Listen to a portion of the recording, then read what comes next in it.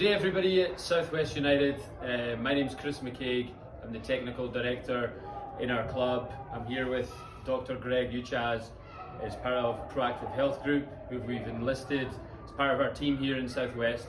So we're really excited about the partnership that we have with Dr. Greg and his team, and we're here today to give you a little example of some of the activities that we're going to run with the kids, and then we're going to go into a little bit of reasoning behind that just to get started. So as you know from perhaps some of the emails that you've maybe received from the club, is that we want to create the best possible soccer players in our club, and that just doesn't reach the soccer part, which includes the technical, tactical, emotional components of the game, but really a big pillar of our success looking ahead is going to be the help that we get with Dr. Greg on the physical side of a soccer player and how that we develop them. So it's really important for us to be able to gather as much data as we can through this multifunctional movement assessment that Greg's going to show us today, is that we want our kids to be able to perform the skills at the highest level possible. We need to take some data from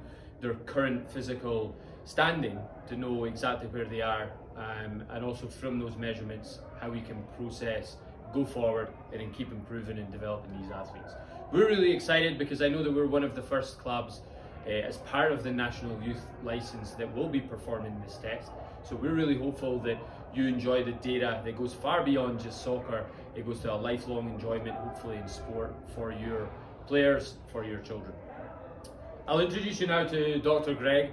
He's got an extensive wealth of knowledge in the game, in sport in general, over 250 events with Team Canada, and a long-standing history understanding sport at the highest level. So thanks very much, Greg, and welcome with your team to the club. Yeah, thanks. Okay, so to give you a little bit of how this came about, Coach Chris and I we've had a lot of discussions about the tactics that he's trying to introduce with all of the players at the various age levels, and some of the challenges that they have in performing the various tactics, skills on field. And you know, I've had the opportunity, like Coach was saying, is that to work with 250 international events for Team Canada, various sports, including track and field, and bobsledding, and skeleton, and a variety of sports. But this is the way we assess human performance and physical literacy is really standard fare at an Olympic level.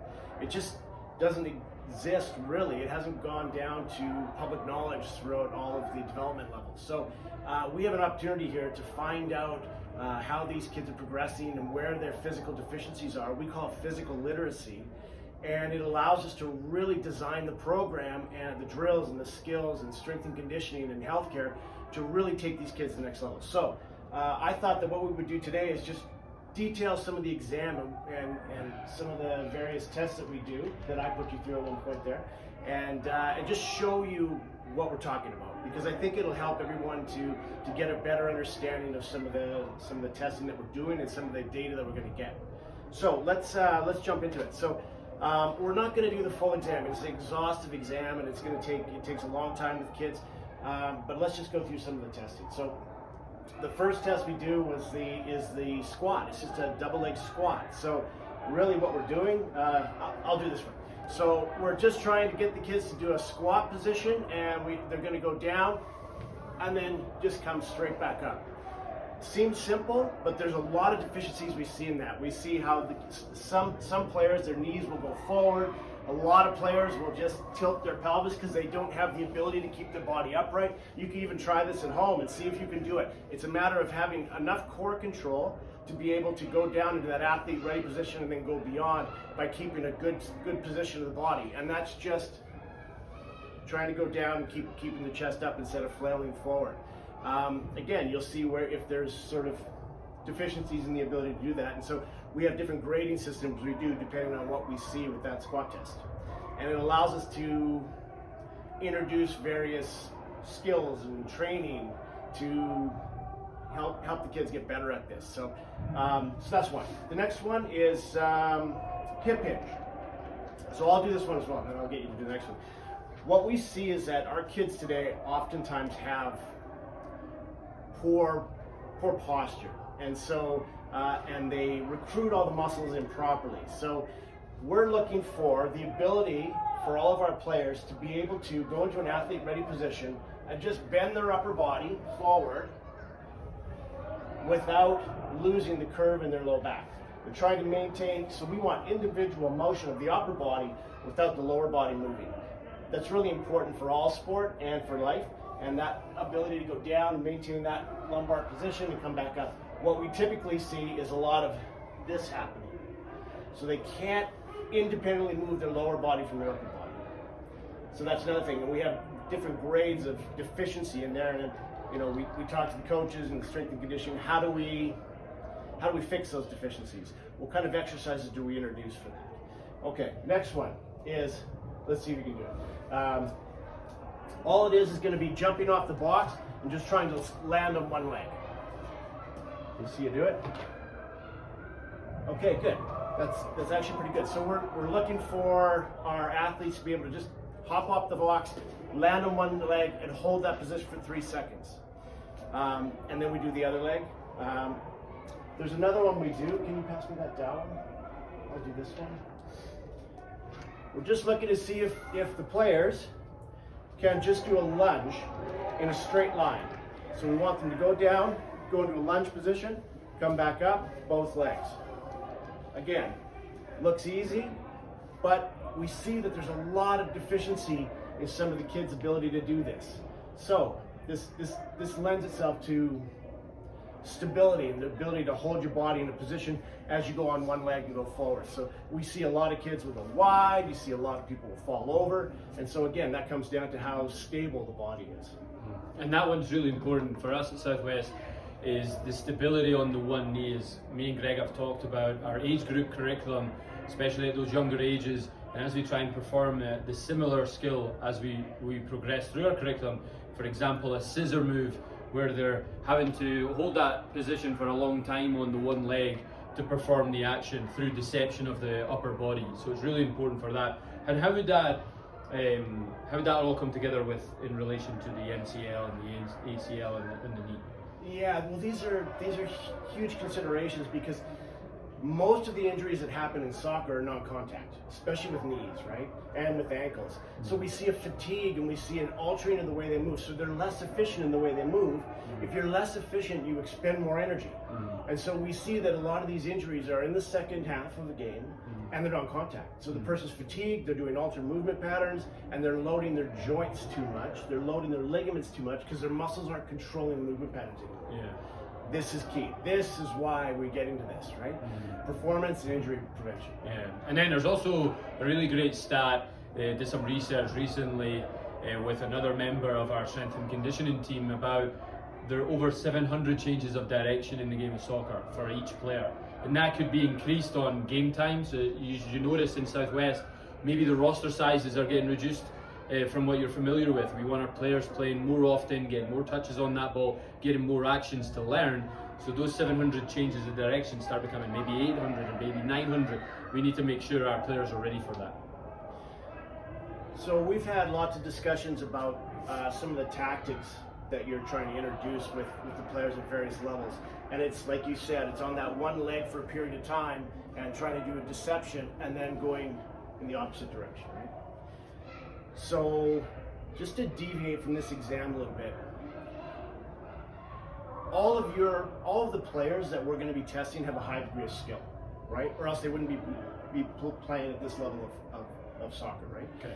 So there's a high level of skill, and so that lends into that 10,000 hour rule and training, but the difference happens somewhere between 12 to 17 when these kids start to develop physically, where some players excel past others. It's not necessarily advanced skill development. It's advanced physical and human performance. That's why they're excelling. And this is where we see players fall off in this age group, is because they don't have the physical literacy to be able to perform to that next level. So I'll give you an example. We talked about this, where you're on one leg and you have to translate you have to go side to side movements. Okay, so we're looking at deceptive moves, we're doing side-to-side movements. If you don't have stability through the lateral chain of the body, what happens is that we cheat and we turn our bodies to go this way. We try to use what we call our anterior chain, right? Instead of the lateral chain. We try to turn and go this way instead of being able just to take that step that way. That's how we've developed these poor movement patterns. So that loses a tenth of a second or a half a second in ability to translate and to separate from another player. This is a huge one in soccer because we've done some preliminary testing with some of the players, and this is where we're seeing a huge deficiency in the development of these players. So that's that one test that we have on this side. So do you want to do that or you want me to do that? You can. Okay. So I'll do it this way. So really what it is that, and if you can, try this at home. See if you can do this. Because I'm an old guy and I can do it, but we found that a vast majority of players can't even hold this for any amount of time. So really we're on our side, have our legs up, and we want to hold this side position, bring a leg up. Just hold that. And we can typically tell within, 1 or 2 or 3 seconds that they have an inability to hold this position. We have this going on, we have this going on, we have this going on. We don't have the ability just to hold that position laterally like that and stay in a stable position. So when I was working with the national ski jumping team, we did a competition where the players had to be in that side plank position and have 25-pound weight on their side. And the person that could hold it the longest would win. And one athlete held it for 5.5 minutes. So they were in that side position and they had a 25-pound weight. That's lateral stability. So that's what we need to work on. To be able to get these kids to be able to have that stabilization and that strength so they can do side-to-side invasive tasks. Mm-hmm. Right? That's part of those 700 movements, changes of direction in the game. Yeah. So I could go on and on and on, I think, with all the testing we can do, but we test core stabilization, lower body. We test core stabilization, upper body. We go through a full physical examination on the table to look at joint movement and sequencing and whatnot. But that's really the crux of the testing. That each test takes half hour or so to get through, and then everybody gets a report afterwards. You want to add to that? Yeah, no, the report is fundamental for us as a club. We as the staff are able to get it. All the academy staff that work in our club, the team coaches, the strength and conditioning coaches as well, they get all the data. And then we can sit down with the coaches for the age group curriculum and we can look through specific birth years and see if they're capable of actually fulfilling the age group curriculum that we have. And if they're not, what are the consequences that maybe happen for a player? Because we want to stay away from injuries, we want to be risk-free on that part, and then we can work in turn with the strength and conditioning team about how we tailor their performance enhancing sessions in the back of our facility in the back. So it's really important for us to get as much data as we can on each of the birth years that we have in our club. At the highest level, in the AYSL up until the U17 and into the women's major league team, really important to get that data for a specific one player. That individual player development principle that we have as a club is really important for us. So as Greg said, this data is going to be huge for us as a club to find out where our players are at, where can they go, and how do we get them there with our help and also with Greg's team and the strength and conditioning team we have as well. This is a huge advantage.